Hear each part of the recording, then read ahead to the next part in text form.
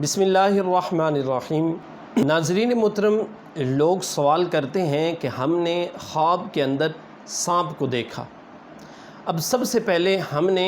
دیکھنا یہ ہے کہ جو شخص خواب دیکھتا ہے، سانپ اس کی خواب میں آتا ہے، وہ کس کنڈیشن میں تھا، اس کا کلر کیا تھا۔ سانپ کالے رنگ کا تھا، کوئی اور کلر تھا، زہریلا سانپ تھا، سفید کلر کا سانپ تھا،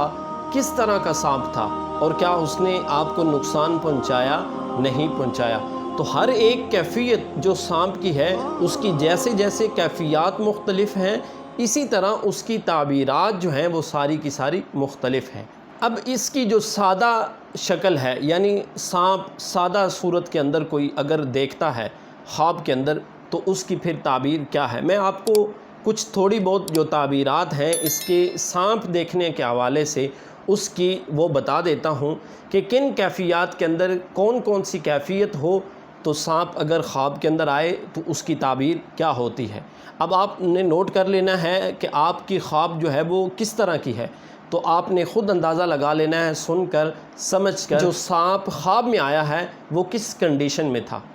اگر تو گھر کے اندر سانپ دکھائی دے کہ سانپ ہے اور وہ گھر کے اندر ہے،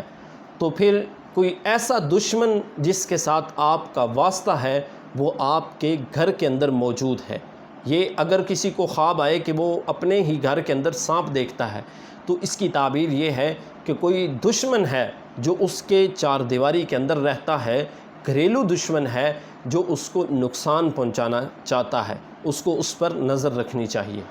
اب اگر کوئی شخص جنگل میں سانپ دیکھتا ہے، یعنی کہیں گیا ہوا تھا ویرانے میں، جنگل میں سانپ دیکھتا ہے، تو پھر اس کا کسی ایسے دشمن کے ساتھ واسطہ ہے جو بیگانہ ہے،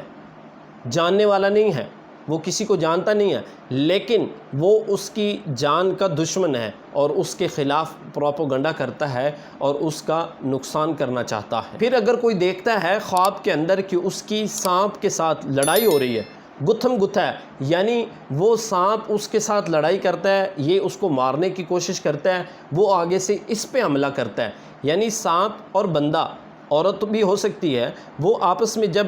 خواب کے اندر لڑتے ہیں، یعنی انسان اس سانپ کو مارنے کی کوشش کرتا ہے اور سانپ بندے کو ڈسنے کی کوشش کرتا ہے، اس خواب کی تعبیر یہ ہے کہ کوئی ایسا دشمن ہوگا کہ جس کے ساتھ آپ کی لڑائی ہوگی۔ پھر اگر سانپ کاٹے،